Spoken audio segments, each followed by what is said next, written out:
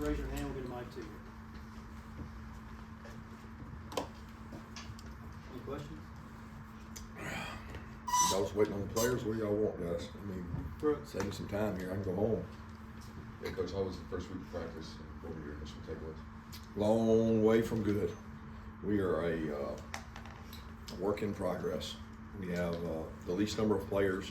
We have gone through 3 spring practices since I've been here. So that should tell you something. I asked the guys to stand up who have practiced at least 3 spring practices. So this obviously would make their 4th, and there was basically nobody standing. We just don't. We have a very young, inexperienced group. We really can't practice to our standard because they're all tired. So like we go to practice and it's like great energy, great in shorts, guys learn what to do, and then we start going and it's like they can't go. I'm tired. So we got to do a better job getting them in shape. We got to probably simplify some to get guys just to go play and not be thinking out there. But a lot of young players, and I need the older players. I mean, old to me is year 2, year 3. That's old to lead the year 1 guys, because I feel like half the roster is in their first season at Georgia, not necessarily their first season of college, but their first season at Georgia, and it's been tough. So we got a long way to go, but I am optimistic. We do have good kids, and they do work hard. It almost may be too early to be asking this, but what have you seen from the freshman wide receivers through a few short practices? They got to get in shape. They're constantly tired at practice. They got their hands on their hips, exhausted. I think there's a little anxiety in that. So it's not like they're not taking more reps. So like the older players might have 25 reps in a practice. They might have 20, but they can't sustain their 20 reps throughout practice. They get really tired. So, they're trying. There's no lack of effort, and they're talented. But they got a long way to go in terms of learning what to do, and that's our job. Our job is to get them ready to go. They are not where they need to be. Yeah, you mentioned needing to get guys to step up. Is it hard to get that out of guys when they maybe haven't been here as long? Do you guys as coaches feel the need to coach that up, or is it just something that has to happen pretty naturally as things go along? No, we have to coach it. I mean, that's what they get. That's what they pay us to do, to coach them. They have to be willing to receive coaching. And on the whole, my whole preach after the practice was, we got a lot of guys that put their hands up. They're offended when you coach them. I'm not talking about the freshmen. I'm talking about in general. So we had multiple NFL coaches come through here, go to practice, and they talk about how their players love to be coached. They love to be given a nugget, a technique that might help them play longer or play better. And some of our guys are offended by it. It's like, you're coaching me hard? Like you're telling me I got to play with effort? And some of them, I guess, have never been held to that standard, but that standard's not going to change here. For losing Malachi Dane Jackson, what's the competition look like at safety along with, besides KJ? What are some of the guys working on? What are you seeing from the newcomers? A lot of guys, man. It's just like a lot of guys, and there's nobody really standing out. KJ's there, and he continues to bulk up, get a little bit bigger, and be able to take care of himself and tackle like he needs to in terms of size. But he understands the defense, and he's a good athlete. He can do things at cover. Jacory's working in there. Zai Branch is working in there. I mean, we got Maddox working in there. Jaden's working in there. Jacory, I think I mentioned him. Todd Robinson. Janelle's gotten reps at safety as well as star. Jaden's working at star. Son Kyron's working at star. Kyron's working at safety. I mean, it's a lot of people, but there's no the solid foundation that Malachi and Dan provided is not there. So it's a by committee group. I'm thinking it's too early to have anybody out in the lead. They're all swimming a little bit. They're trying to survive practice instead of thrive, and we want to thrive, not survive. Kirby, you said some of the guys feel they're offended when you coach them. Is that a new thing, or has that been your whole career, or is that more? I can see that in the NIL era, you're getting paid, and be like, well, look, I'm here, I'm getting paid. Why do I need you to tell me what to do? Yeah, if it makes it about the NIL era, then there'll be nobody successful. It's picking the right people to coach. kids that want to be coached don't care what they make. I mean, the guys in the National Football League make more than these guys, and they still want to be coached. So it's not a relatively new thing. I think it's more prevalent than it's been. It's just not new. I mean, guys have always maybe not been used to being coached and being corrected, especially at the volume and level of which we do things. But I think they'll get there. I mean, if they won't, then somebody else will be in their spot. Curry, on the G-Day, I know you said last week what you said, but I guess yesterday came out that y'all opted not to put it on television. Are you all, well, first off, what's the reasoning there? And are you certainly going to have a G-Day on April 12th, or are you considering like a scrimmage and some other stuff, or public practice or whatever? I want to have G-Day, but again, we went through practice 4, so practice 1, I couldn't say with certainty we were going to have it. Through practice 4, I still feel good about it. We've been very fortunate on the injury side of things. We're very deficient at a couple positions, and if we lose 1 or 2 or 3, it would convert into some kind of controlled practice, some kind of other format. But right now, we haven't been through scrimmages. We'll see where we go. In terms of TV, I think it was more about being controlled on what time, and in terms of, we like to have recruits there, we like to have prospects come in. It's a big event, we have official visits, so we want to control the timing of it more, and we want to be able to play at our pace and not have to worry about the constraints of being inside a window.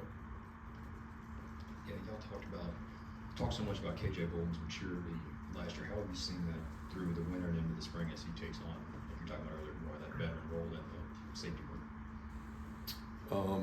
I mean, he seems like a vet to me now, because there's just very little veteran experience out there. He learned from 2 guys that knew how to do it in Malachi and Dan, and he doesn't overstep his bounds. He doesn't try to force himself on players that are older than him. He just, he pulls for Georgia. He pulls guys in the right direction. He coaches guys. So he got a lot of reps last year this time. He got a lot of reps in the season. So he continues to develop his body. He's got to put his body in a position where he can play more snaps, play every snap. But in terms of leadership, he's doing a nice job. Talked about some of those freshman receivers not being really up to shape quite yet. What have you seen from Bo Walker as well, a freshman running back there? Yeah, I want to be clear. I'm not calling out the freshman receivers for not being in shape. I'm calling out all the freshmen for not being in shape. There's not a guy out there, a freshman, that's sustaining his reps and just flourishing. They're not used to the tempo of practice, nor should they be, right? There's not a high school program in the country that can practice like we do. So the number of reps and the tempo of the reps, they might take the same number of reps at their practice, but they took it over 3 hours. They're taking it an hour and 40 minutes, that same repetition. So Bo's doing a nice job. Bo's very bright. He's had some really good runs. He's had some mistakes. And what I like about Bo is he's very teachable. He's very coachable. And he's got natural rush instincts. We're going to talk to some of your players today. So I want to ask you about 3 of them. Your 2 tight ends, Oscar Delphin, Lost Lucky. Can you give your thoughts on him? And Jordan Hall, is he completely back? Can you tell me about Jordan Hall? Because we haven't seen him in quite some time. Yeah, Lawson and Oscar are 2 of our leaders on our program. They lead in toughness. They lead in carrying the torch for young tight ends in the room who we expect to be good. They're both physical competitors. Lucky to have 2 guys that have played as much as those 2 guys. So I'm glad you guys get to see them, and as well as those other guys that are going to be here. Jordan is, I don't know if I'd say completely back. I mean, I feel like he's completely back. He might not feel like that. He would say he's still, banged up and bruised up, and getting used to the gauntlet of practice. The good thing about spring, he gets a day off in between to recover, but he's looked much better, much more healthy. He had his pins taken out, so he's screws taken out, so he's practiced much better so far this spring than he did at the finish of last year, and we need him to be an integral part of leadership on this team. Coach, how do you go about getting the special teams guys to just buy into and commit to their role within the team, even if it's not exactly where they want to be at the moment? Yeah, you sell team. I mean, special teams give you a chance at an NFL career. Special teams help you win, and special teams are about believing in something other than yourself, because 99% of what you do on special teams is for others. and we sell that really hard here. And, if you don't buy into that, you probably won't play a position. Kirby probably got more turnover on the O-line than you had in several years. How, Bo Hewley and John Jackson and even, Juan Gaston, how are those guys performing and kind of adjusting to having a bigger role this year? Yeah, it's brand new. I mean, there's a lot of snaps that have left the building in terms of that. It's funny because I look at it as 4 starters left, four guys will be drafted, so your whole line's turning over. Then you look and say, Micah Morris started several games and played a lot. Drew Bobo started several games and played a lot. Ernest Green started several games, but Monroe Freeling started. So we're very fortunate that we had to play a lot of guys due to injury. So it's like you got some guys that started and played, and then behind that, it's a new cast of characters, and they've got to grow up and play. So Bo, John Jackson, Nair, Peyton, Malachi, the guard guys, I guess, Uni, Easley, and then Juan, again, one of the new freshmen who's continued his journey to lose weight. He's really fighting that. He's had an impressive 2 weeks at going down on his weight. I've been proud of him for that, but he still has a ways to go. And then Mason Short, Cortez, all those guys are really competing in their dentists.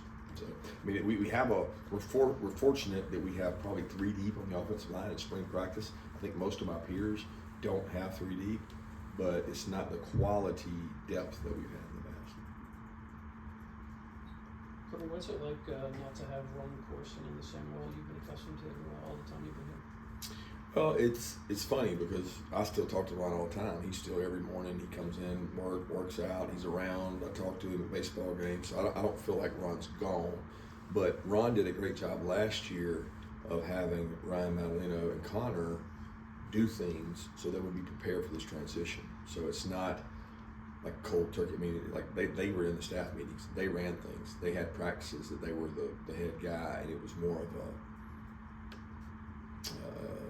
I don't know what the right word is, but it was over a course of time, slow deal that we prepared for, and so that we wouldn't have a huge transition. So Ron will always be part of this program.